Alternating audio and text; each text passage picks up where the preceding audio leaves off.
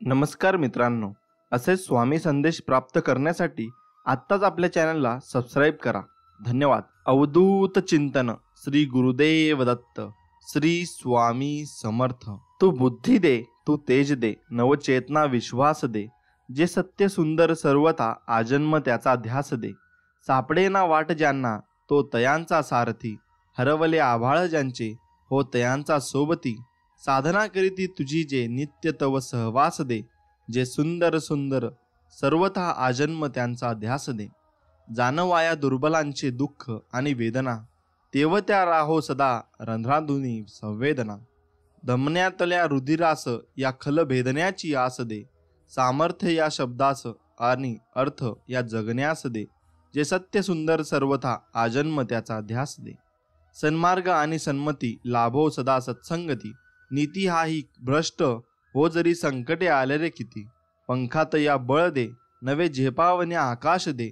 जे सत्य सुंदर सर्वदा आजन्म त्याचा ध्यास दे. आजन्म त्याचा ध्यास दे. हे स्वामीराया, आम्हाला कायम सुखात ठेवा आणि आमच्या संकटांना तुम्ही आमच्या पाठीशी नक्कीच उभे राहा. मित्रांनो, तुमचे काही इच्छा असतील व तुमचे काही प्रॉब्लेम असतील ते मला कमेंट सेक्शनमध्ये नक्कीच सांगा. मी स्वामींचरणी एकच प्रार्थना करील की माझे आणि तुमच्या सर्वांचे, आपल्या सर्वांचे दुःख कष्ट हे दूर हो. आणि मी स्वामींचरणी एकच प्रार्थना करील की सर्वांच्या इच्छा या पूर्ण होत आणि सर्वांच्या संकटात स्वामी तुमच्या पाठीशी उभे राहो. हीच स्वामींचरणी प्रार्थना. मित्रांनो, चालता चालता कधीतरी ठेच लागणारच. जगायचं म्हटलं तर दुःख हे असणारच. ठेच लागणार म्हणून चालणं का सोडायचं? दुःख आहे म्हणून जगणं का सोडायचं? दुःखातही आनंदाला कुठेतरी शोधायचं. आतून रडतानाही दुसऱ्याला हसवायचं. याला जगणं असे म्हणतात आणि याला जीवन असे म्हणतात. सगळे लोक अशीच जीवन जगत असतात. आपण काही त्यात वेगळं करत नाही.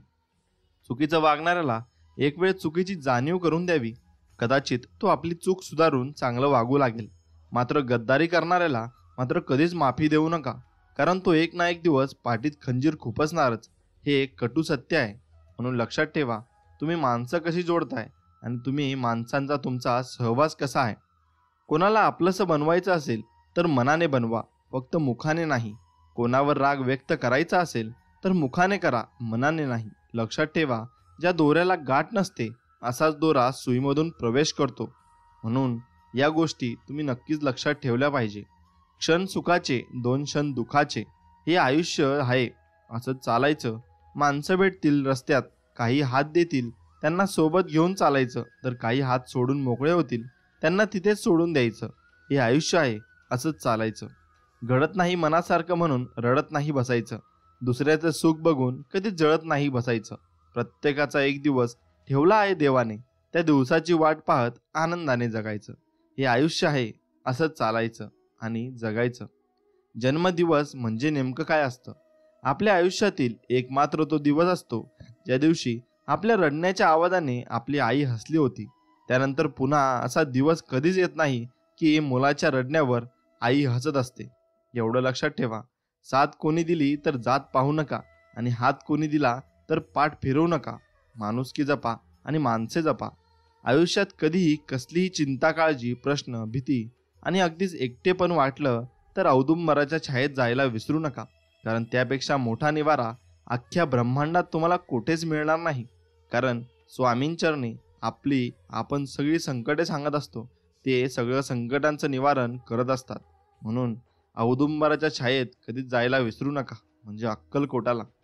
बेडकाला सोन्याच्या विटेवर ठेवलं तरी तो गटारातच उडी मारणार. तसे काही लोक असतात.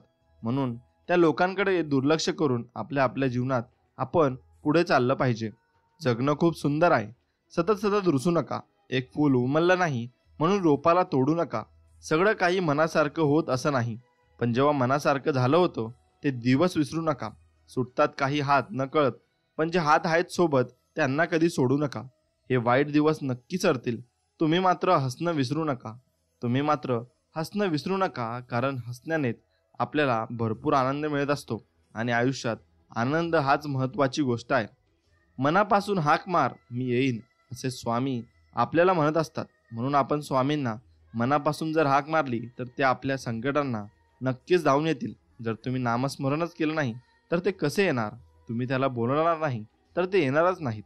संकटात असताना तुम्हाला मठात येणे, पोथी वाचन किंवा इतर धार्मिक विधी जमणार नाहीत, कारण तेव्हा तुमची मनस्थिती तशी नसते.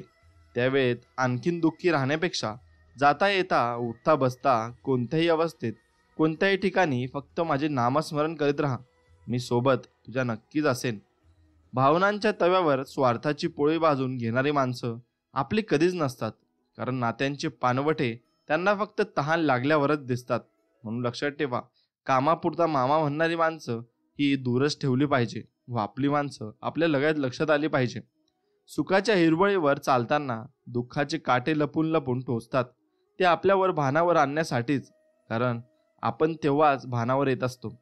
भावना कळायला मन लागतं, वेदना कळायला जाणीव लागते, देव कळायला श्रद्धा लागते, माणूस कळायला माणुसकी लागते, चांगलं कळायला सुंदर विचार लागतात, भरपूर जगायला पैसा नाही आयुष्य लागतं.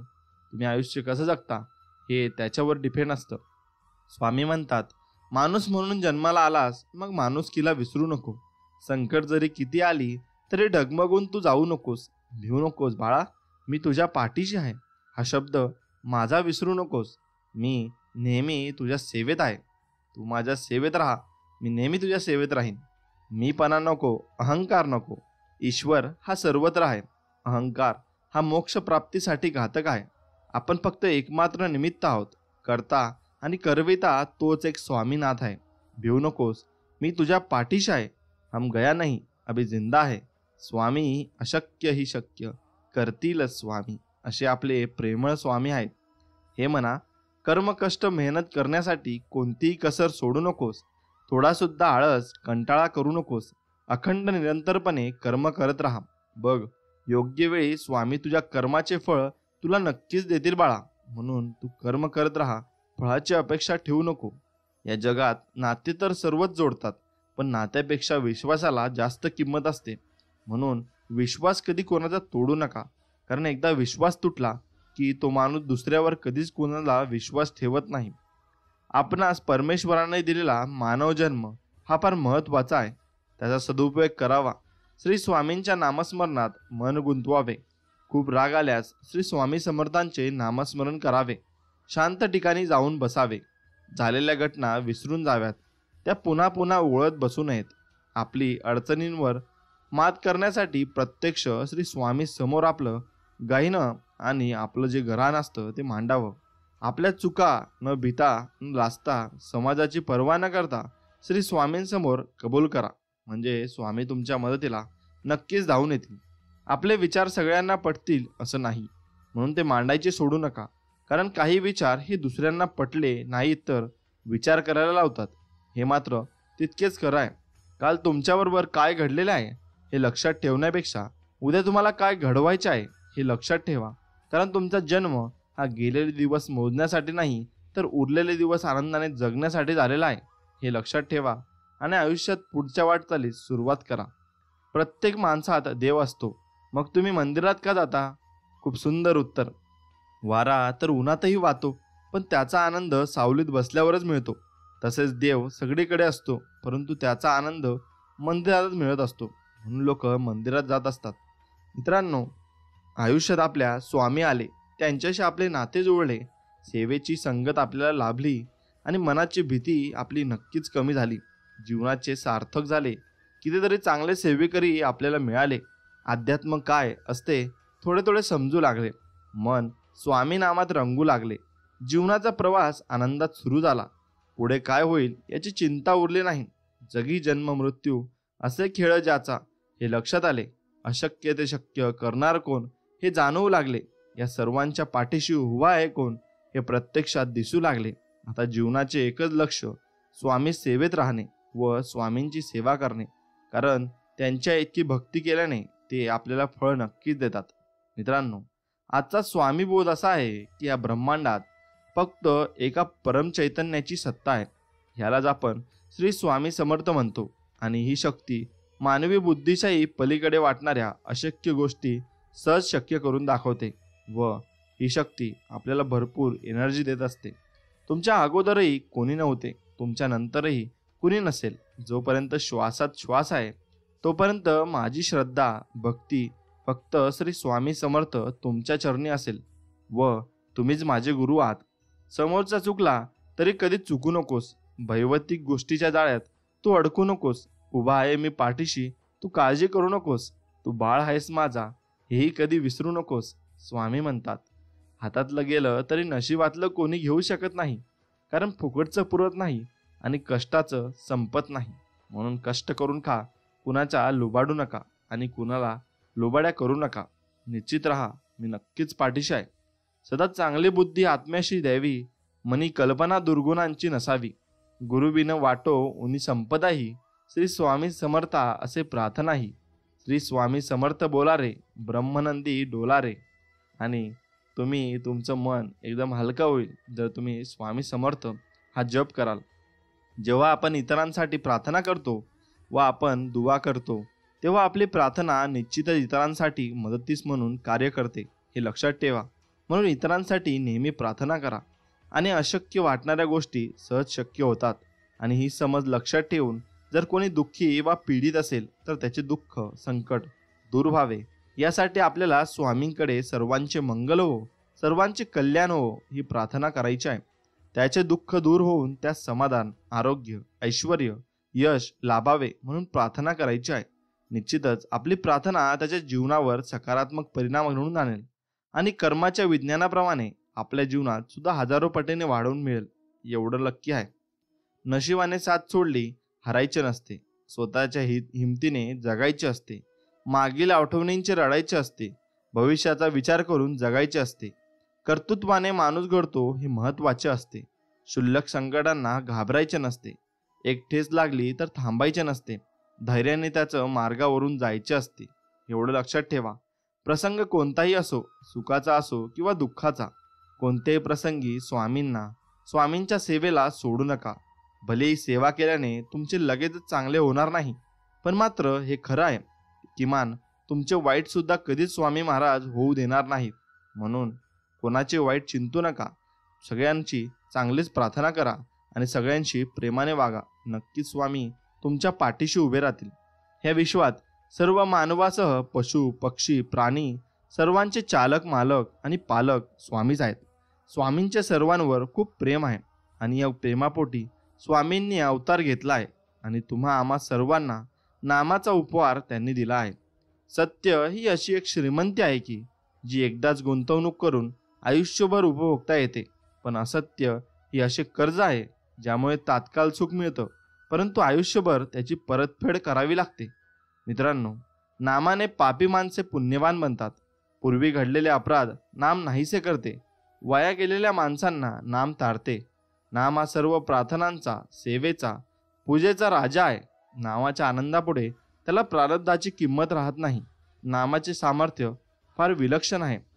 झालेल्या गोष्टी विसरून आणतच आनंद आहे, पण ते विसरणे कृत्रिमपणे न आणता भगवंताच्या स्मरणात राहिल्याने आले पाहिजे.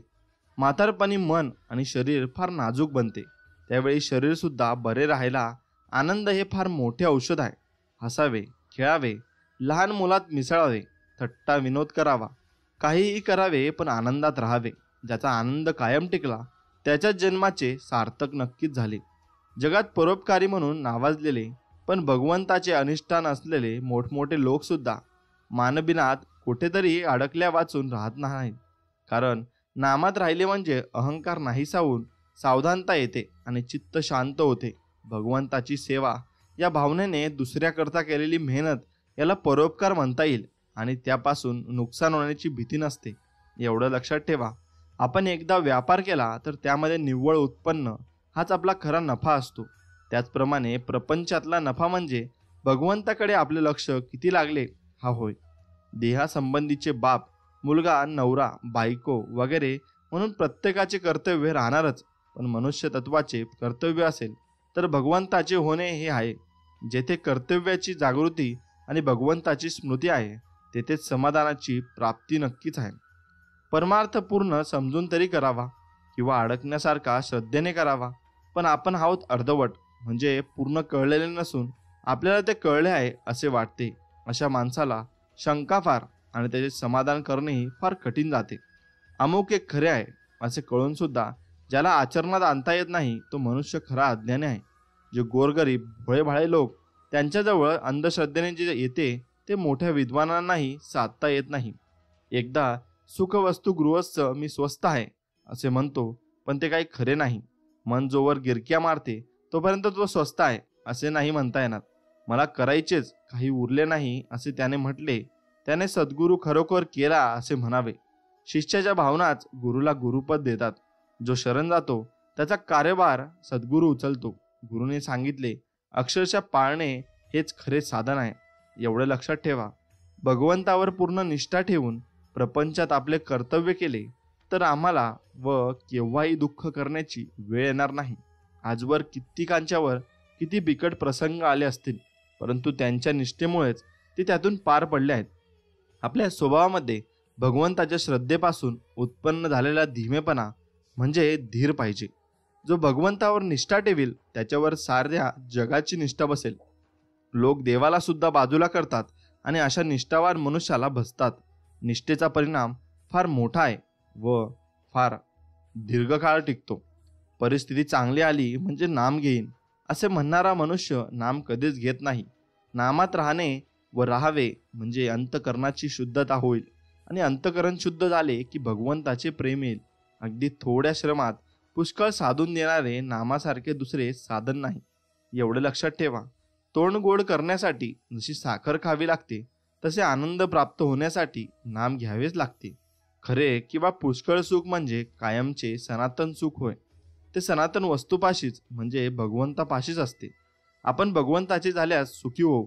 भक्त झाल्यावर माणूस ज्या आनंदात असतो तो आनंद वर्णन करून समजणार नाही.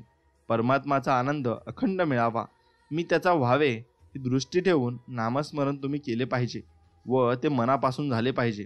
एवढे मात्र खरे आहे. भाव असल्याशिवाय परमात्मा होत नाही. प्रपंचात जसा पैसा लागतो त्याचप्रमाणे परमार्थात भाव लागतो. प्रपंचात पैशाशिवाय चालूच शकत नाही. परमार्थात भाव असल्याशिवाय होत नाही. जसा तुमचा भाव असेल त्याप्रमाणे तुम्हाला देवाची प्राप्ती होईल. प्रल्हादाला खांबातही देवाची प्राप्ती झाली तर नामदेवाने दगडाच्या मूर्तीलाही जेवू घातले. ही आपली भक्ती असते आणि ती निर्मळ मनाची भक्ती असते. तुम्ही जितक्या निर्मळ मनाने भक्ती कराल तितक्याच निर्मळ मनाने देव तुम्हाला देत जाईल. कोणत्याही कृतीला वास्तविक मोल तुमच्या हेतूवरून येते. हेतू शुद्ध असून एखाद्या वेळी कृती बरी नसली तरी भगवंताच्या घरी चालते, पण हेतू चांगला नसून कृती मात्र फार चांगली असली तरी भगवंत त्यापासून दूरच राहतो.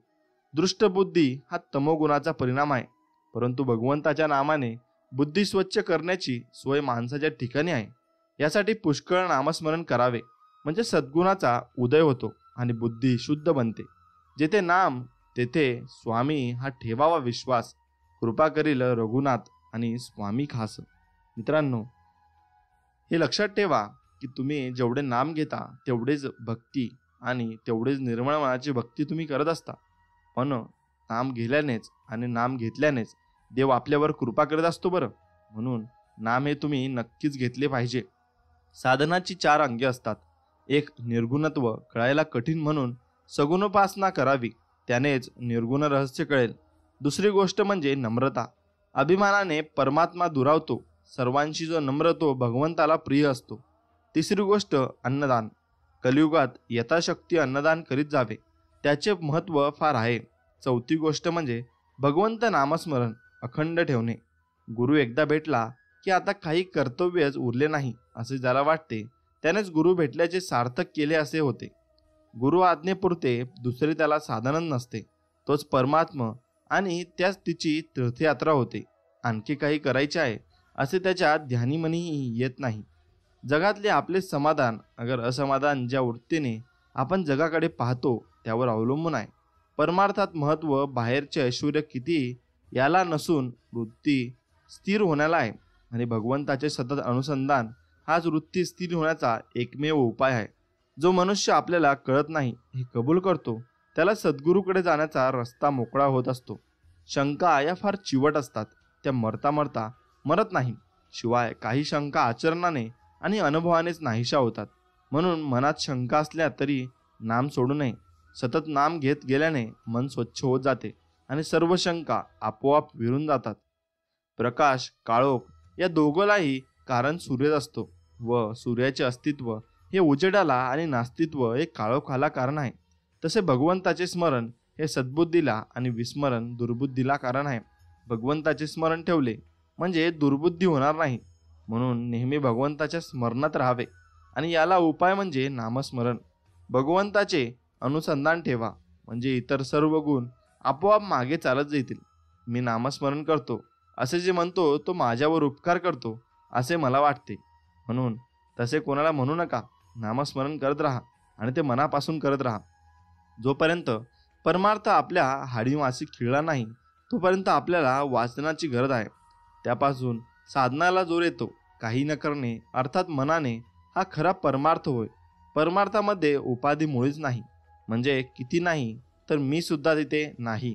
म्हणून स्वामी असे म्हणत असतात, आपण थोडा तरी नियम करावा. उदाहरणार्थ, जेवायच्या आधी रात्री निसताना सकाळी उठताना नाम घ्यायचेच, भगवंताची आठवण करायचीच. असे केले तर ते आयुष्यात उपयोगी पडेल. प्रपंचाचा प्रयत्न आज जो चालू आहे तसाच करीत जावा, पण मला भगवंत हवा असे म्हणत जावे आणि पुढे चालत राहावे. आता कली मातत चालला आहे, त्याला घाला चुकवायचा असेल तर नामावर विश्वास ठेवा. कोणी काहीही सांगितले तरी नाम सोडू नका. जसे पाण्याचा मोठा लोंढा चालू झाला की एखाद्या स्थिर झाडाला दोराने बांधून ठेवलेली वस्तू वाहून जात नाही, तसे तुम्ही नामाची कास घट्ट धरलीत म्हणजे काळ काही करू शकणार नाही, तुमच्यावर घाला घालू शकणार नाही, एवढे मात्र निश्चित. किती दिवसात मुक्ती मिळेल याला समर्थांनी फार चांगले उत्तर दिले आहे. ज्या क्षणी भगवंत स्मरणात स्वतःला विसराल त्या क्षणी मुक्ती मिळेल. देहाहून व मनाहून आपण निराळे आहोत म्हणून नाम घेत तसे वेगळे राहण्याचा प्रयत्न करावा. जे कशानेही साधले नाही ते नामाने नक्कीच साधेल, एवढे लक्षात ठेवावे. आकाशाला भिवून पळाले तरी कुठेही आकाशे असणारच, त्याप्रमाणे कुठेही गेले तरी देह, मन आणि त्याच्याबरोबर त्याचे भोगही आपल्याबरोबर येणारच. म्हणून आपल्या वाट्याला आलेले कर्माचे भोग समाधानाने भोगायला शिकावे आणि ते भोगूनच संपतात, एवढे लक्षात ठेवावे. धाग्यातले दगड, माती, पाकड निवडून बाजूला काढून धान्य जे सार जे घ्यावे, त्याचप्रमाणे अहंकाराचे खडे, ममत्वाची माती आणि विकारांचे पाकड आत्मस्वरूप परमार्थात मिसळल्याने दुःखरूप प्रपंच होतो. ते प्रपंचातून निवडून टाकले म्हणजे जे उरेल ते सारे सुखच सुख असते. जगात सात्विक वृत्तीने वागणारे पुष्कळ असतात, पण मी करतो हा अभिमान त्यांचाही सुटत नाही. मी भगवंताचे कृत्य भगवंताला अर्पण करतो असे म्हणतो, याचा सुद्धा अभिमान आपल्याला होतो. ज्याचे फळ आपल्या हाती नसते ते कर्म मी केले असे म्हणण्यात काय पुरुषार्थ आहे बरं, सांगा मला. भगवंताला शरण जाणे सर्वात सोपे आहे. त्याला निराळ्या कोणत्याही वस्तूची जरुरी नाही लागत. माझ्या मनात येईल तेव्हा भगवंताला शरण जाता येईल.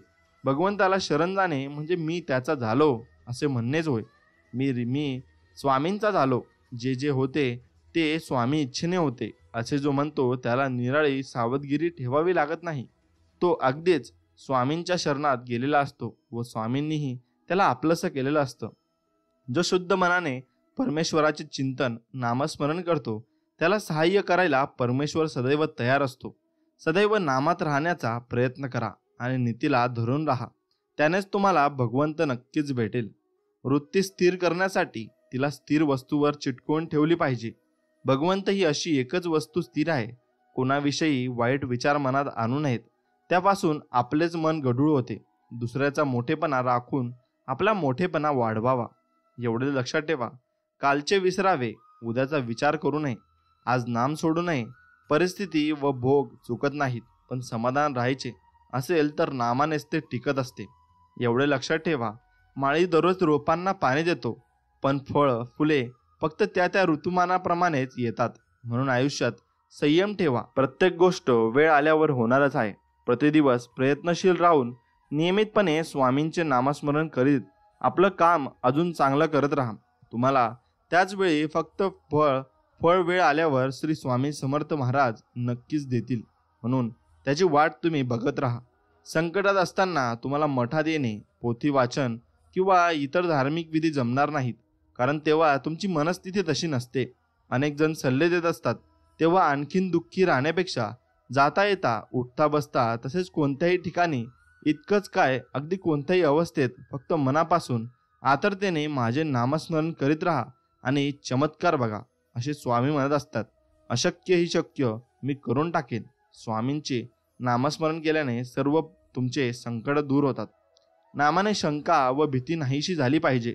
नामात चूक होतच नाही. त्याचे फळ शेवटची साधायचे असेल तर अंतकाळी नाम साधायचे, म्हणजे सर्व काही ठीक होते. प्रयत्न वाचून व्हावे हित, ऐसे न आणावे चित्तात. आळसाला न द्यावा थारा, सगळ्या जीवनाचा घात ज्याने केला. मागे काय झाले हे न पाहावे, उद्या काय होईल हे मनी न आणावे. आज व्यवहारात योग्य दिसेल तसे वागावे. प्रयत्नांचा कंटाळा न करावा. आज जे मिळाले ते घ्यावे. पुढे जास्त मिळवण्याचा प्रयत्न करावा. बिना केले काम न मिळत असे दाम. म्हणून जसे तुम्ही नाम जपाल तसे तुम्हाला नक्कीच स्वामींची कृपा तुमच्यावर होत जाईल. जगात जे लोक दुःख भोगतात त्यांनी मागील जन्मी अमुक एक कर्म केले हे जरी समजले नाही तरी ते करू नये, ते त्यांनी केले आहे ही गोष्ट निश्चित. परंतु त्यामध्ये भगवंताने एक मोठी सोय ठेवली आहे, तीही की जो देहाला विसरेल त्याला त्या दुःखाची जाणीव होणार नाही. स्वतःला पूर्णपणे विसरायला भगवंताच्या नामात रंगून जाणे हा एकच उपाय आहे. ज्याला देवाची पूर्ण आठवण असते त्याला जगाचा दुःखाचा विसर पडतो, एवढे मात्र खरे आहे. ज्याप्रमाणे मुंग्यांची राणी जागेवरून हलवली की तिच्या मागे असणाऱ्या हजारो मुंग्या तिच्याबरोबर नाहीशा होतात, त्याचप्रमाणे एक देहबुद्धी काढून टाकली की आपल्या मनात उठणारे हजारो संकल्प नाहीसे नक्कीच होतात. या देहबुद्धीच्या पलीकडे गेल्यावर जे ज्ञान होते त्यालाच आत्मज्ञान असे म्हणतात. असे आत्मज्ञान झाल्यावर पूर्ण समाधान मिळते, तेच खरे भगवंताचे दर्शन असते. गुरु आज्ञेत राहणे म्हणजे आपला मान, अभिमान, शहाणपण हे सर्व गुंडाळून ठेवून गुरु सांगतील तसे सबब न सांगता वागणे. भगवंताच्या प्राप्तीच्या आड येणारे नाहीसे व्हावे म्हणून तळमळणारा जो असतो त्याचे साधन बरोबर चाललेले असते. आपल्याला झोप लागली की काय जाते आणि जागे झालो की काय येते हे नित्याचे असून सुद्धा आपल्याला कळत नाही. जगणे म्हणजे शरीरात चैतन्य असणे होय. चैतन्य हे केवळ सच्चिदानंदात्मक आहे.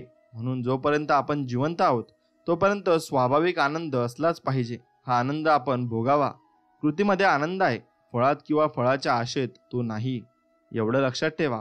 साधनात साधन म्हणजे भगवंताचे नाम, दानात दान म्हणजे अन्नदान आणि उपासात सणात उपासना म्हणजे सद्गुणांची उपासना. म्हणून उपासना नक्कीच केली पाहिजे. मी सर्वत्र आहे, मी चराचरात व्यापून आहे, मी वारा आहे, मी पाणी आहे, आकाशातही मीच आहे, पक्ष्यांच्या कंठातून निघालेली शिळही मीच आहे, गांगनापुरात मीच आहे, ध्रुवावर, कैलासावर आणि गरुडावरही मीच आहे. मी कुठेही गेलेलो नाही, मी सदैव तुमच्या पाठीशी आहे. म्हणून भिवू नकोस, मी तुझ्या पाठीशी आहे, असे स्वामींचे बोधवचन आहे. नारळातील पाणी जितके गोड तेवढीच खोबऱ्याला चव कमी. तसेच जेवढी विद्वत्ता आणि जास्त तेवढी निष्ठा कमी. अधिक वाचू नका, जे थोडे वाचाल त्याने मनन करा आणि ते कृतीत नक्कीच आणा. कारण तुम्ही जेव्हा कृतीत आणता तेव्हाच ते पूर्णपणे सार्थक होत असते. देहाचा मनाशी संबंध आहे आणि मनाचा हृदयाशी संबंध आहे. म्हणून मन नेहमी अगदी समाधानात ठेवावे, म्हणजे प्रकृती चांगली राहून आयुष्य वाढेल. जिथे असमाधान फार तिथे दृष्ट शक्तींना काम करायला वाव मिळतो. यांच्या उलट जिथे खरे समाधान आहे तिथे चांगल्या शक्ती मदत करतात. आपण नामाला चिटकून राहिलो तर बाहेरची वाईट परिस्थिती बाधणार नक्कीच नाही. स्वार्थ खरा साधारे, नित्य तुम्ही नाम गायनी जागा. हाची निरोप गुरूंचा, मीपणा जाळवणी जगी वागा. अभिमान शत्रू मोठा, सर्वांना जाचतो सुघाशेने. हाची रूपे निरोप गुरूंचा, मारावा तो समूळ नामाने. राज्याधिकार यो किंवा जावो समस्त धनमान. हाची निरोप गुरूंचा, भंगावे ना कदा समाधान. प्रेमात राम रमतो, प्रेमाला मोल ना जगा माझी. हाची निरोप गुरूंचा, गुरुरायाला तहान प्रेमाची. म्हणून त्यांना नक्कीच तुम्ही प्रेम करा. आपल्या सर्व अवगुणांना कारण म्हणजे मी स्वामींना विसरलो हेच आहे. कोणी पाहत नसेल तिथे वाईट कर्म आपण करतो, पण भगवंत चोहाकडे पाहतो आणि अशी जाणीव ठेवली म्हणजे आपले पाप घडणारच नाही. स्वभावाला औषध असतं, पण ते रोज घ्यायचं असतं. अधिरातला सोडून थोडं धीरानं घ्यायचं असतं. संतापातला ताप सोडून मनाला संत करायचं असतं. मनातला हट्ट सोडून नातं घट्ट करायचं असतं. माझ्यातला मी सोडून तिच्यातला तिला जपायचं असतं. आपलं बोलणं सोडून कधी समोरच्याचंही ऐकायचं असतं. एकाच दिवशी नाही तरी हळूहळू बदलायचं असतं. थोडं थोडं का होईना रोज प्रेम मात्र द्यायचं असतं. एकाचा राग दुसऱ्यावर न काढता समोरच्याला समजून घ्यायचं असतं. स्वभावाला औषध असतं, फक्त ते रोज घ्यायचं असतं. एवढं लक्षात ठेवा. मन कितीही मारले तरी मन तरी ते मरत नसते. असे आशेच्या फांदीवर जे कुठेतरी झुरत असते. मनाचे मरणे असेच मी भगवंताचे जगणे. प्रत्येक क्षणी फक्त स्वतःची उरणे असते.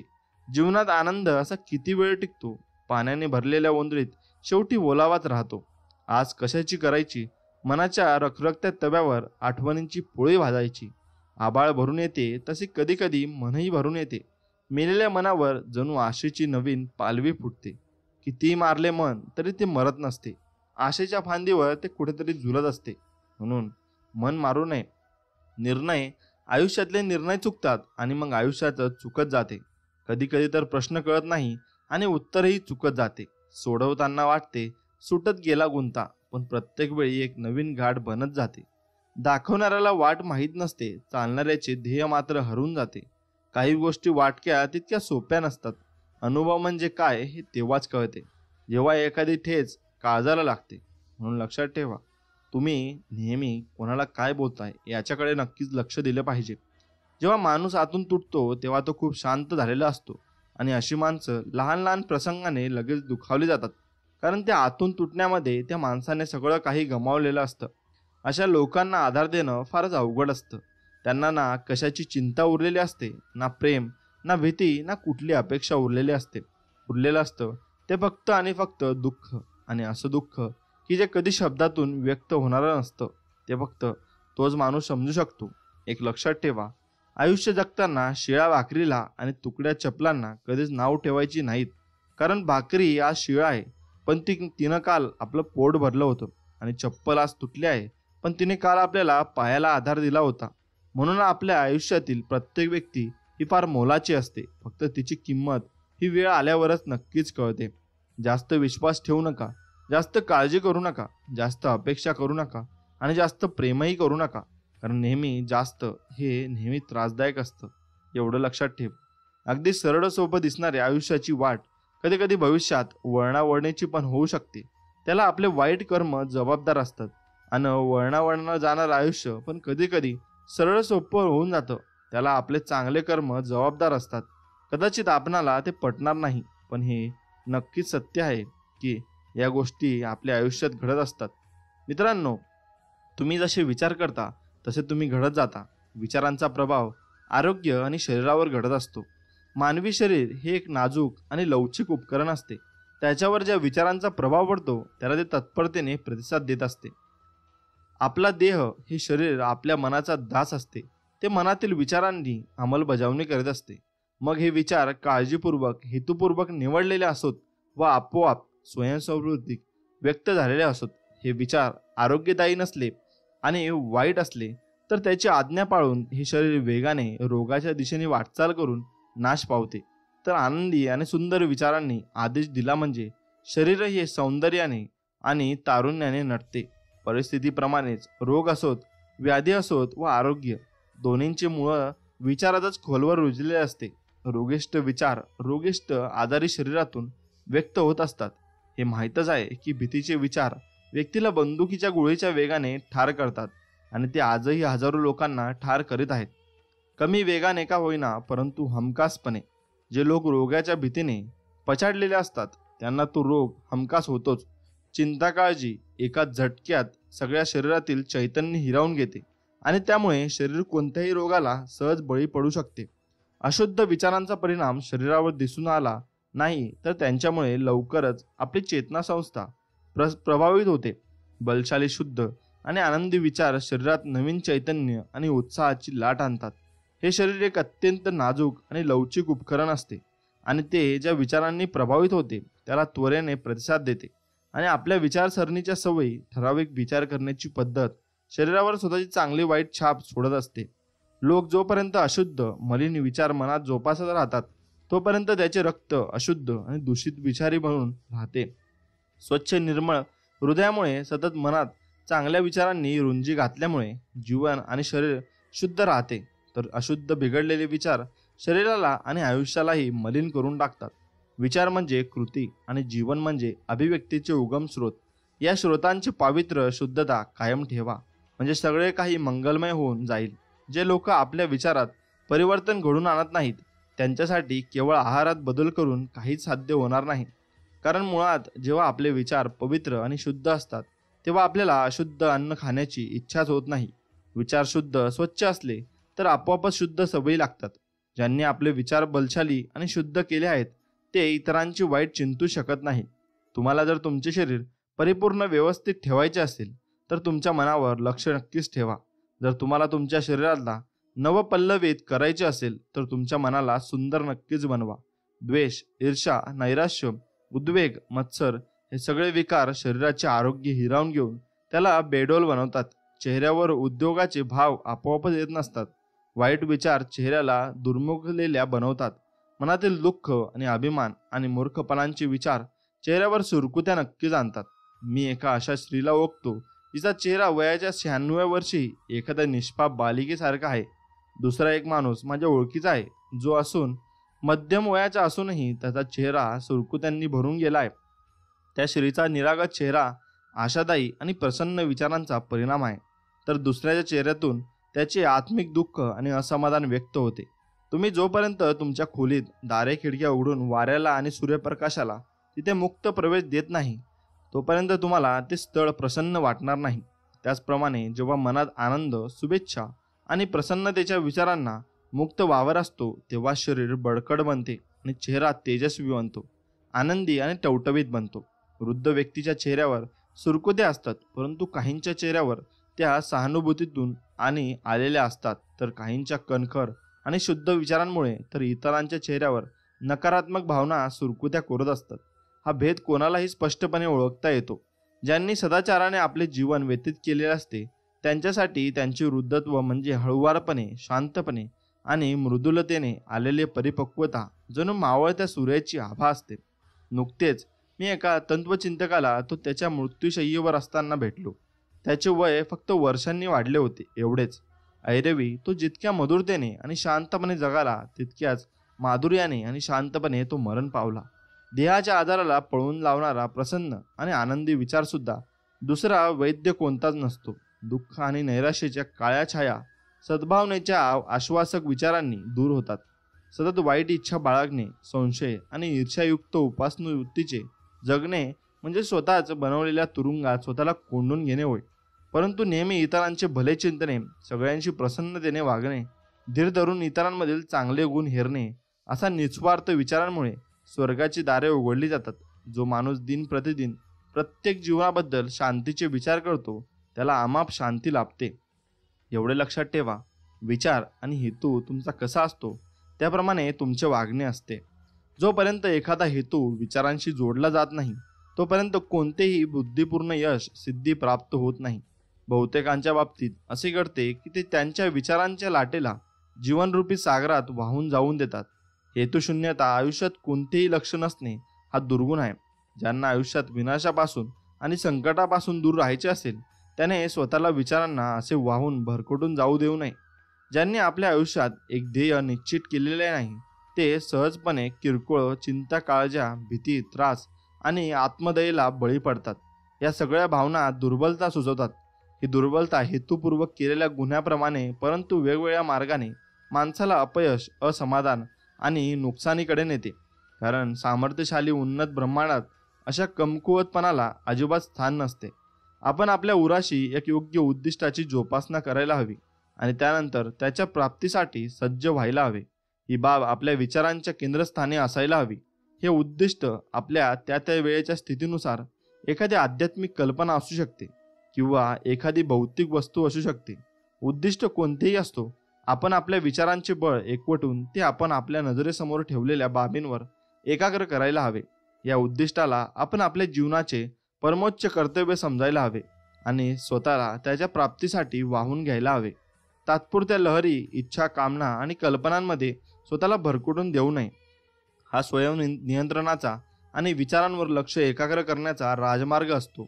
या राजमार्गावरून वाटचाल करीत असताना आपल्यातील दुर्बलांवर आपण जोपर्यंत मात करीत नाही तोपर्यंत अनेकदा आपल्याला हेतू साध्य करण्यात अपयशही येऊ शकते. तरी या सगळ्या प्रयत्नात आपल्या चारित्र्याचे वाढलेले बळ हेच आपल्या खऱ्या यशाचे निदर्शक असते आणि हेच बळ आपल्या भावी शक्तीचा आणि यशाचा आरंभबिंदू ठरते. ज्यांना आपल्या आयुष्यात मोठे उद्दिष्ट बाळगण्याची भीती वाटते त्यांनी आपले विचार, आपले कर्तव्य अचूकपणे पार पाडण्यावर केंद्रित करावेत. मग त्याचे कार्य कितीही कमी महत्त्वाचे वाटत असले तरी हरकत नाही. केवळ असे करूनच आपण आपल्या विचारांना एकत्रित करून त्यावर मनाला एकाग्र करता येते. असे केल्याने तो दृढ निर्धार आणि ती ऊर्जा प्राप्त होते की ज्याच्या बळावर कोणतेही उद्दिष्ट प्राप्त करणे सहज शक्य होते. स्वतःच्या दुर्बलतांची जाणीव असलेला परंतु ज्याच्या या रस्त्यावर विश्वास आहे तो धीर धरून आणि सतत सराव केल्याने बलसंचय करता येतो. असा आत्मा स्वतःच प्रयत्न करू लागतो आणि एका प्रयत्नाला दुसऱ्या प्रयत्नाची जोड देत, धीर वाढवत, चिकाटी वाढवत, बळाला बळ जोडत सतत प्रगती करीत राहतो आणि शेवटी स्वतः दैवी सामर्थ्य विकसित करतो. ज्याप्रमाणे शारीरिकदृष्ट्या कमकुवत असलेली व्यक्ती काळजीपूर्वक आणि चिकाटीने योग्य प्रशिक्षण, व्यायाम घेत आपली देहदृष्टी बलशाली बनवू शकते, त्याचप्रमाणे कमकुवत विचार करणारी व्यक्ती सतत योग्य विचारसरणीचा सराव करीत स्वतःला बलवान बनवू शकते. जीवनातून हेतुशून्यतेला हद्दपार करणे आणि एखादे उद्दिष्ट निश्चित करण्याचा विचार करू लागणे म्हणजे त्या बलशाली लोकांच्या श्रेणीत प्रवेश करणे होय. ज्यांना हे समजत असते की अपयश देखील यशाकडे नेणारी पायवाट आहे, ते सगळ्या परिस्थितींना आपला दास बनवतात आणि जे कणखरपणे विचार करतात, निर्भयतेने प्रयत्न करतात आणि कुशलतेने यश साध्य करतात. एकदा जीवनातील आपले लक्ष निश्चित केले म्हणजे आपण डावे उजवीकडे न पाहता त्यांच्या प्राप्तीविषयीचा शंका आणि भीतीला परिपूर्वक मनातून घालवून द्यायला हवे. कारण हे दोन विघटात्मक घटक नसून ते आपल्या प्रयत्नांची पातळी घालवतात. मग आपले प्रयत्न भरकटतात, ते अप्रभावी आणि निरर्थक ठरतात. शंका आणि भीतींच्या विचारांनी ना कधी काही साध्य झाले आहे, ना काही साध्य होऊ शकते. हे नेहमीच आपल्याला अपयशाकडे नेतात. जेव्हा मनात शंका आणि भीतीचे विचार डोके वर काढू लागतात तेव्हा हेतू, ऊर्जा, कृती करण्याचे सामर्थ्य आणि सगळे बलशाली विचार काढता पाय घेतात. आपण हे करू शकतो या जाणीवेतून इच्छाशक्ती उदयाला येत असते. शंका आणि भीती या जाणीवेची, या ज्ञानाचे शत्रू आहेत आणि जे लोक त्यांचे समूळ उद्घाटन व उच्चाटन करण्याऐवजी त्या विचारात मग्न होतात ते पदोपदी आपल्या मार्गात अडथळे उभे करीत असतात. एवढे मात्र खरे आहे, ज्यांनी शंका आणि भयभीतपणावर विजय मिळवला त्यांनीच अपयशावर विजय मिळवला आहे असे समजावे. त्यांच्या प्रत्येक विचाराला शक्तीचे पाठबळ लाभलेले असते. सगळ्या अडचणी आणि अडथळ्यांना शूरपणे तोंड दिले जाते आणि त्यांना मार्गातून दूर सारले जाते. असे लोक योग्य वेळ पाहून आपल्या उद्दिष्टांचे बीज पेरतात आणि यथावकाश हेच बीज भरभरून बाहेरला येते आणि त्याला अशी फळे लागतात जी वेळेच्या वेळी आधीच परिपक्व असताना गळून पडत नाहीत. हेतूला निर्भयपणे विचारांची जोड लाभते. जेव्हा ते विचार सुदर्शन बळ बनतात ज्यांना हे कळत असते असे लोक फक्त भरकटणारे विचार आणि क्षणिक भावना, संवेदना याचे गाठोडे बनून राहत नाही. ते यापेक्षा काहीतरी उच्च आणि बलशाली बनण्यात सज्ज असतात. जे हे करतात म्हणजे ते त्या हेतूला निर्भयपणे विचारांची जोड देतात. ते सज्ज, सतर्क बनतात आणि त्यांच्या बुद्धिमत्तेला त्यांची मानसिक ताकद नक्कीच बनवत असतात. मग ती ताकद त्यांची म्हणल्यानंतर त्यांना पूर्ण विश्वास असतो की आपण आता जिंकणारच. आता मित्रांनो, विचार उद्दिष्ट प्राप्ती ही यशातील एक घटक आहे. एवढे म्हणजे विचार तुम्ही कसा करता. सगळे यश, सगळ्या उद्दिष्टांची प्राप्ती, मग ती उद्दिष्टे व्यावसायिक असोत, बौद्धिक असोत व आध्यात्मिक जगताशी निगडीत असोत, ती सगळे निश्चित दिशा दिलेल्या विचारांचे परिणाम नक्कीच असतात. तुम्ही जे यश मिळवले आहे आणि जे मिळवण्यात तुम्हाला अपयश आले आहे तो सगळा तुमच्याच विचारांचा थेट परिणाम असतो. या न्यायपूर्ण ब्रह्मांडाच्या व्यवस्थेनुसार समतोल ढासळणे म्हणजे संपूर्ण विनाश ओढवणे असा होतो. अशा ठिकाणी व्यक्तिगत जबाबदारी अमर्यादित असते. तुमची दुर्बलता आणि शक्ती, तुमची शुद्धता आणि मलिनता ही सर्वस्वी तुमची असते. ती इतर कोणाचीच नसते. त्यांना तुम्हीच आमंत्रित केलेले असते, इतर कोणी नव्हे. त्यामुळे साहजिकच त्यात तुम्हीच बदल घडवून आणू शकता. इतर कोणालाही ते जमणार नाही. तुमची स्थिती ही इतर कोणाची नसून सर्वस्वी तुमचीच असते. तुम्ही दुःख, यातना तसेच आनंद आणि सुख तुमच्या अंतरांगातून उपजत असते. तुम्ही जसा विचार करता तसेच तुम्ही असता. तुम्ही जो विचार सतत कराल तसेच तुम्ही कायम टिकून राहाल. जोपर्यंत दुर्बल मदत घेण्यास इच्छुक असत नाहीत तोपर्यंत शक्तिशाली लोकही त्याची मदत करू शकत नाहीत. आणि तसे झाले तरी दुर्बलाने स्वयंप्रयत्नाने बलवान व्हायला हवे. इतरांमध्ये असलेल्या ज्या ताकदीने त्यांचं कौतुक वाटते ती ताकद त्यांनी स्वतःचा प्रयत्न करून प्राप्त करून घ्यायला हवी. केवळ आपणच आपल्या परिस्थितीतील बदल घडवून आणू शकतो. दमन करणारा आणि त्याच्या दमनाखाली दबलेले हे दोघेही अजाणता नकळत या प्रक्रियेत एकमेकांना सहकार्य करीत असतात. ते एकमेकांना पीडा देत असतात, क्लेश पोहोचवत असतात आणि असे दिसत असलेले तरी प्रत्यक्षात ते स्वतःलाच पीडा देत असतात. एका परिपूर्ण ज्ञानालाच हे समजले की दमनाला बळी पडलेल्या दुर्बलतेत आणि बळाचा चुकीचा वापर करणाऱ्या दमकर्त्यांच्या ताकदीत एकच कायदा असतो, कार्य करीत आहे. परिपूर्ण प्रेमाला दिसून येते की या स्थितीतील दोघेही परंपरावर यातना लादत आहेत. त्यामुळे त्यापैकी कोणीही धिंगारास पात्र नाही. परिपूर्ण करुणा या दमकर्त्याला तसेच त्यांच्या दमनाला बळी पडलेल्या दोघांनाही आपल्या बाहुपाशात घेते. ज्याने आपल्या दुर्बलतेवर विजय मिळवला आहे आणि आपले सगळे स्वार्थी विचार दूर सारले आहेत, असा माणूस या दोघांपैकी एकाच्याही बाजूने नसतो. म्हणजे तो ना शोषणकर्ता असतो ना शोषित. असा माणूस मुक्त असतो. आपण केवळ आपल्या विचारांना उन्नत करूनच स्वतः उन्नती करू शकतो, विजयी होऊ शकतो आणि यश सिद्धी प्राप्त करू शकतो. आपण आपल्या विचारांना उन्नत करण्याचे नाकारले तर आपण आपले चैतन्य हरवून एक दुर्बल, कंगाळ आणि दुःखी व्यक्ती बनून जाऊ. आपण काहीही, अगदी ऐहिक गोष्टी सुद्धा मिळवण्यापूर्वी आपल्या विचारांना अत्यंत स्वार्थीपणाच्या आणि अतीव भोगीशक्तीच्या दरीतून वर नेत त्यांना उन्नत करायला हवे. यशस्वी होण्यासाठी आपल्याला आपल्या संपूर्ण स्वार्थीपणाचा त्याग करायला हवा असे नाही, परंतु त्यांचा आंशिक त्याग करायला हवा. काही प्रमाणात तो सोडायला हवा. जर आपल्यावर सतत उपभोगाच्या विचारांचा प्रभाव पडलेला असेल तर आपण त्यात स्पष्टपणे विचार करू शकू ना पद्धतशीरपणे योजना आखू शकू. आपण आपल्या सुप्त क्षमतांचा, स्रोतांचा शोध घेऊन त्यांना विकसित करू शकणार नाहीत. परिणाम असा येईल की आपण हाती घेतलेल्या प्रत्येक उपक्रमात काहीतरी कार्यात अपयशी ठरू. आपल्या विचारांवर परिणामकारकपणे नियंत्रण ठेवण्याचा प्रारंभ न केल्यामुळे आपण आपली कामे चोखपणे हाताळून आपल्या जबाबदाऱ्या गंभीरपणे पार पाडण्याच्या स्थितीत असणार नाही. आपण स्वतंत्रपणे कृती करण्यात किंवा एकट्याने असे उभे राहण्यात पात्र ठरणार नाही, परंतु आपणच निवडलेल्या विचारांना मर्यादेत आपण अडकून पडू. काही प्रमाणात त्याग केल्याशिवाय कोणतीही प्रगती होऊ शकत नाही, कोणतेही यश मिळू शकत नाही. आपण जितक्या प्रमाणात आपल्या स्वार्थी आणि उपभोगाच्या विचारांवर मात करू आणि आपले मन आपल्या विकासाच्या योजनांवर एकाग्र करू आणि आपला दृढ निर्धार आणि स्वावलंबन बळकट करू, तितक्याच प्रमाणात आपल्याला आपले ऐहिक यश मिळत असते. आपण आपल्या विचारांना जितके उन्नत करू, जितके वरच्या दिशेने जाऊ, सदाचारी आणि आदर्शवादी बनू, तितकेच महान यश आपल्याला साध्य करता येते आणि तितक्याच प्रमाणात आपली सिद्धी चिरंतर आणि कल्याणकारी बनून राहते. वारंवार पाहता जरी कधी कधी असे दिसत असले तरी ब्रह्मांड कधीच हावरटपणाला, अप्रामाणिकपणाला आणि दृष्टतेला झुकते माप देत नाही. ते सदैव प्रामाणिक, उद्दांत आणि सद्गुणी लोकांची मदत करते. प्रत्येक युगातील सगळ्या महान विभूतींच्या हीच गोष्ट वेगवेगळ्या रीतीने आपल्याला सांगितली आहे आणि समजून घेऊन त्याची पडताळणी करून घेण्यासाठी आपल्याला सातत्याने स्वतःला सद्गुणी बनवावे लागेल आणि त्यासाठी आपल्या विचारांना उच्च पातळीवर न्यावे लागेल. ज्ञानाचा शोध घेण्यावर किंवा जीवनातील आणि निसर्गातील सत्यम शिवम असा समजून घेण्यावर जेव्हा आपले विचार केंद्रित केले जातात तेव्हा बौद्धिक यश सिद्धी प्राप्त होते. आणि काही वेळा असे यश गर्वांशी किंवा महत्त्वाकांक्षेशी जोडले जाते, परंतु असे यश या गुणधर्मामुळे प्राप्त होत नसते, तर तो आपल्या दीर्घ आणि कष्टाने केलेल्या प्रयत्नांचा नैसर्गिक परिणाम असतो. आपल्या शुद्ध आणि निस्वार्थी विचारांची ही फलश्रुती असते. पवित्र महत्त्वाकांक्षांच्या पूर्ततेच्या सांगतेच्या रूपात आध्यात्मिक सिद्धी प्राप्त होत असतात.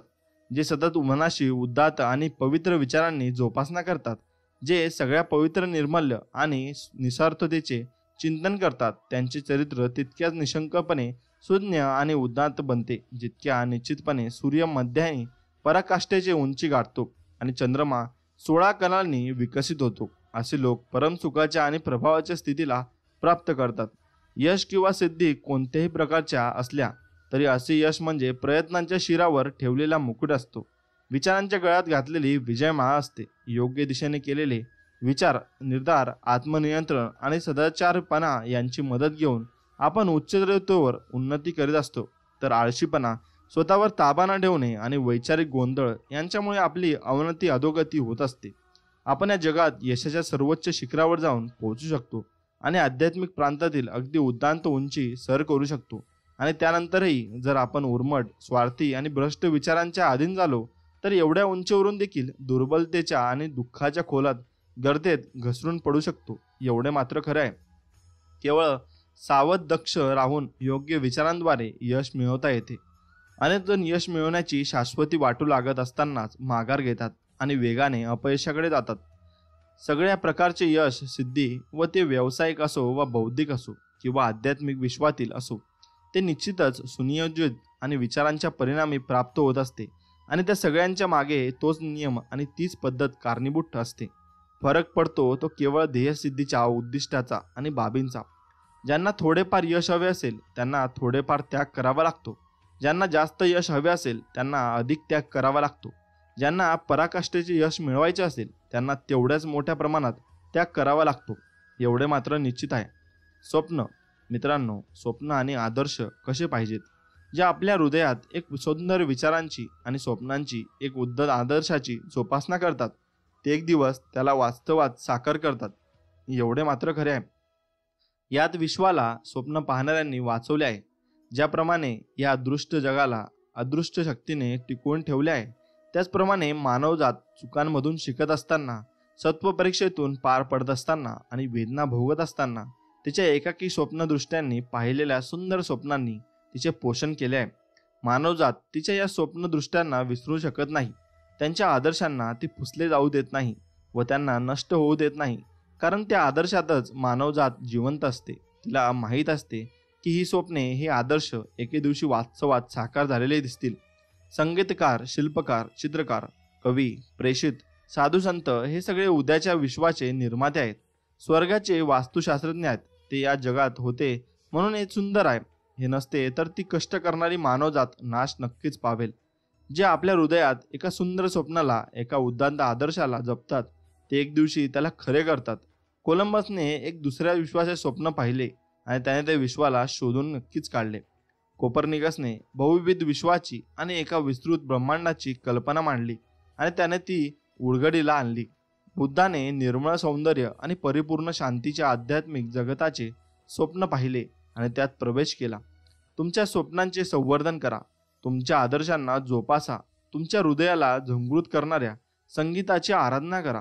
तुमच्या मनात आकार धारण करणाऱ्या सुंदरतेला, तुमच्या उत्तमोत्तम विचारांना समजवणाऱ्या प्रेमतयाला जपा, कारण त्यांच्यातूनच सगळ्या आनंददायक परिस्थिती उगम पावणार आहेत.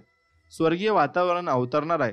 जर तुम्ही त्यांच्याशी प्रामाणिक राहिलात तर शेवटी एखाद्याचे तुमचे विश्व आकाराला येईल. इच्छा करणे म्हणजे मिळवणे, साध्य करण्याची महत्त्वाकांक्षा बाळगणे, प्रेरित होणे. आपल्या पशुतुल्य अगम इच्छाच पूर्णाहुतीपर्यंत पोहोचतील आणि आपल्या शुद्धतम आकांक्षा तडफडून जीव देतील का? हा ब्रह्मांडाचा नियम नाही.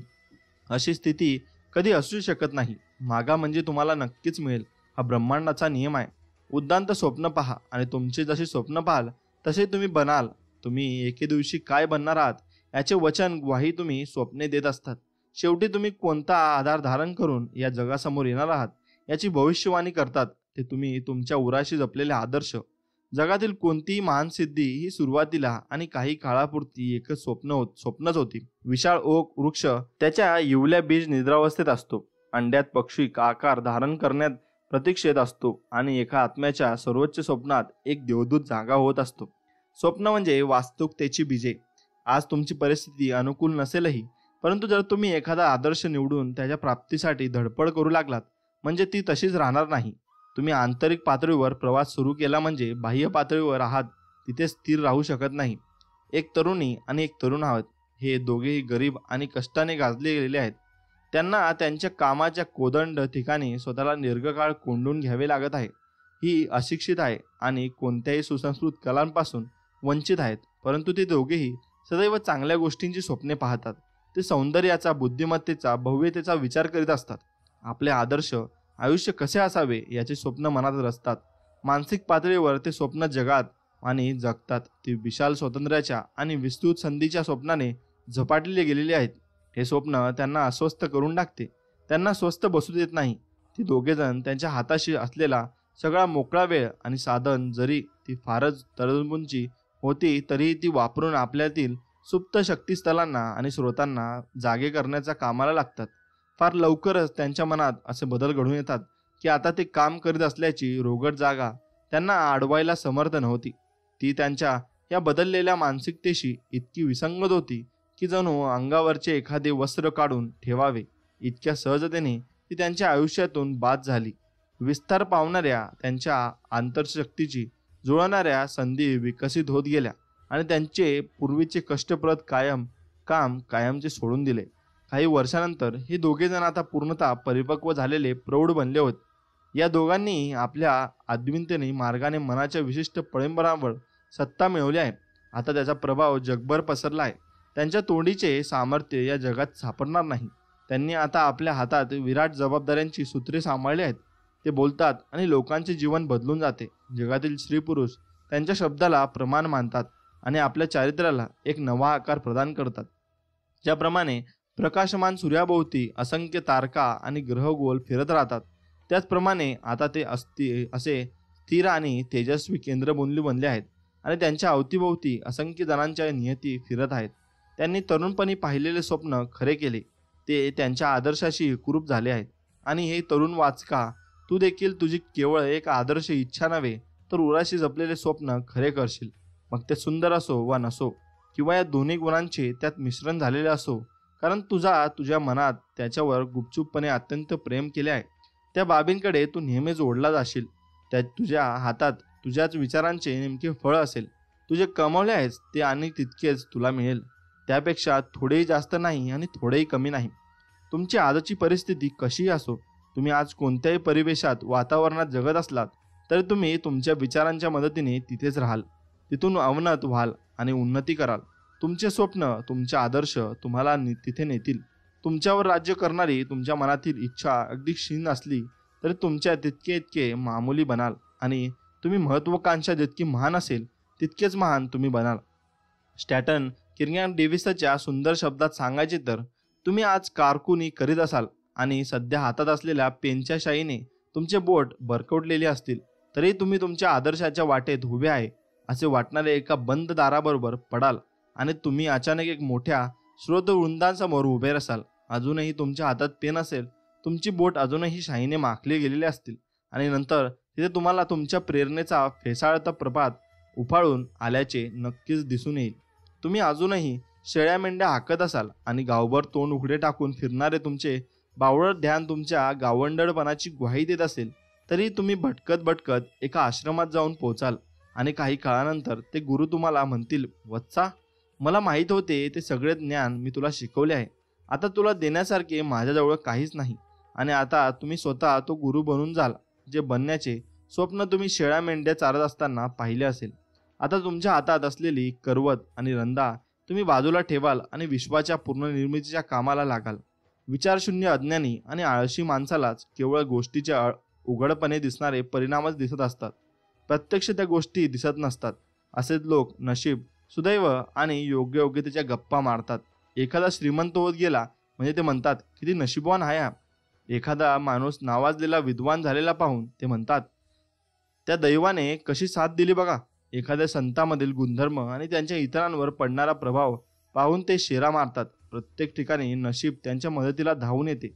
या सगळ्या लोकांनी या स्थानापर्यंत पोहोचण्यासाठी किती प्रयत्न केलेत, किती अपयशांना सामना केला आणि स्वेच्छेने कसा संघर्ष केला हे त्यांना दिसत नाही. त्यांना कराव्या लागणाऱ्या त्यांच्या या लोकांना थांगपत्ताही नसतो. त्यांनी न थकता किती परिश्रम केलेत हे त्यांना कळत नसते. ज्यांना ओलांडणे अशक्य आहे असे वाटणाऱ्या अडथळ्यांना आपण दूर करूच आणि आपल्या हृदयातील स्वप्न साकार करूच या त्यांच्या दुर्दैव आत्मविश्वासाचे, श्रद्धेचे त्यांना भासत नसते. त्यांना अपयशांचा काळोख, कष्टांनी दुखावणारे हृदय त्यांना कळत नसते. त्यांना दिसतो तो फक्त प्रकाश आणि आनंद आणि यालाच नशीब असे नाव देतात. हे उद्दिष्ट साध्य करण्यासाठी या लोकांना करावा लागणारा कठोर परिश्रम, दीर्घ प्रवास त्यांना दिसत नाही. दिसते ते फक्त त्यांच्या हातातील यशाचे रसाळ फळ, ज्याला ते सुदैवाचे नाव देतात. ही दीर्घ प्रक्रिया त्यांना कळत नसते. त्यांना फक्त फळ समजते आणि ज्याला ते योगायोग असे म्हणत असतात. प्रत्येक मानवी क्षेत्रात प्रयत्न असतात आणि त्यांचे परिणाम असतात. तुमचे प्रयत्न किती बलशाली होते यावरून तुमच्या हातात परिणामांचे माप पडते. देणगी म्हणवले जाणारे सामर्थ्य, भौतिक, बौद्धिक आणि आध्यात्मिक उपलब्धी, यश हे सगळे प्रयत्नांचे परिणाम असतात. पूर्णत्वाला पोहोचणारे विचार असतात, मिळवण्यात झालेल्या वस्तू असतात, साकार झालेली त्यात स्वप्ने तुमची असतात. तुम्ही तुमच्या मनात जे स्वप्न जपले आहे, तुमच्या हृदयाच्या सिंहासनावर ज्या आदर्शाला विराजमान केले आहे, ते तुमचे जीवन घडविल आणि ते तुम्ही नक्कीच म्हणाल, एवढं लक्षात ठेवा. आणि मित्रांनो, स्वामींचरणी नेहमी प्रार्थना करा की स्वामी, आमच्या प्रयत्नांना यश द्या आणि आमच्या संकटात तुम्ही नक्कीच धावून या. कारण स्वामी तुमच्या प्रयत्नात यश नक्कीच देतात आणि तुमच्या संकटांना नक्कीच धावून येतात. फक्त ते एकच म्हणत असतात की बाळा, तू मला बोलवले का नाहीस? तू मला हाक मार आणि तू माझे नामस्मरण कर. मी नक्कीच तुझ्या पाठीशी राहीन आणि तुझी मदत करत राहीन. तुझ्या संकटात मी नक्कीच तुझी साथ देईन. म्हणून स्वामींची नामस्मरण तुम्ही दररोज केले पाहिजे. श्री स्वामी समर्थ या जपाचे नक्कीच नामस्मरण दररोज करा आणि एकदा किंवा 11 वेळेस तारक मंत्र जरूर म्हणा. तुमचे जेवढे मोठे संकट असेल तेवढं तुम्ही जास्त नामस्मरण केलं पाहिजे. म्हणून स्वामी तुमच्या मदतीला धावून नक्कीच येतील. मित्रांनो, दररोज नामस्मरण करा, तुमचे काम असो किंवा नसो. कारण नामस्मरणात जी शक्ती आहे ती कशातच नाही. मी याचा अनुभव चांगलाच घेतलेला आहे. म्हणून तुम्हाला सांगतो की जरूर तुम्ही दररोज नामस्मरण करा. याने तुमचे सगळे प्रारब्ध नष्ट होतील. मित्रांनो, तुम्हाला जर व्हिडिओ आवडला असेल तर व्हिडिओला नक्कीच एक लाईक करा. कमेंटमध्ये व्हिडिओ कसा वाटला ते सांगा आणि चॅनलला नक्कीच सबस्क्राईब करा असेच स्वामी संदेश प्राप्त करण्यासाठी. चला तर मग भेटूया नवीन एक व्हिडिओमध्ये. तोपर्यंत जय श्रीराम, जय श्री हनुमान, श्री स्वामी समर्थ, जय जय स्वामी समर्थ. श्री स्वामी चरणविंदा पर्णमस्तु. धन्यवाद.